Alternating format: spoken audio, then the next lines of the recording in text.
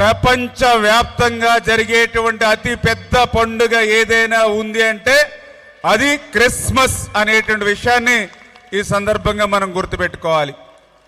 అటువంటి క్రిస్మస్ని ప్రతి సంవత్సరం కూడా ఇంత పెద్ద ఎత్తున నిర్వహించడానికి గల కారణం ఏంటంటే ఆ యొక్క క్రీస్తు బోధనలు ఏవైతే ఉన్నాయో, ఆయన చెప్పినటువంటి మార్గం ఏదైతే ఉందో ఆచరణీయం, అనుసరణీయము అనేటువంటి విషయాన్ని మరి ప్రజలందరికీ కూడా తెలియజేయాలనే ఉద్దేశంతో ఈ సమాజంలో పెరుగుతున్నటువంటి హత్యలు, అత్యాచారాలు, దాడులు వంటి వాటిని అరికట్టేటువంటి దానికి మరి వాటన్నిటిని కూడా నిరోధించగలిగేటువంటి శక్తి ఈ శిక్షలకు, ఈ చట్టాలకు, ఈ పోలీస్ స్టేషన్లకి, ఈ కోర్టులకి లేదు.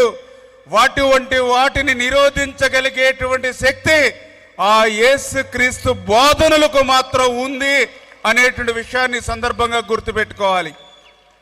ఎవరైతే ఆ క్రీస్తు చెప్పినటువంటి ఆ ప్రేమ, దయ, క్షమాగుణం, సేవాభావం, సహకారం, నిస్వార్థం, క్షణమా గుణం ఏదైతే ఉన్నాయో అవన్నీ మనం అలవర్చుకున్నట్లయితే, అవన్నీ మనం ఆచరించినట్లయితే ఖచ్చితంగా ఈ సమాజం అంతా కూడా సంతోషంగా, ఆనందంగా, ప్రపంచం అంతా కూడా ఉంటుంది అని నమ్మేటువంటి వ్యక్తిని నేను.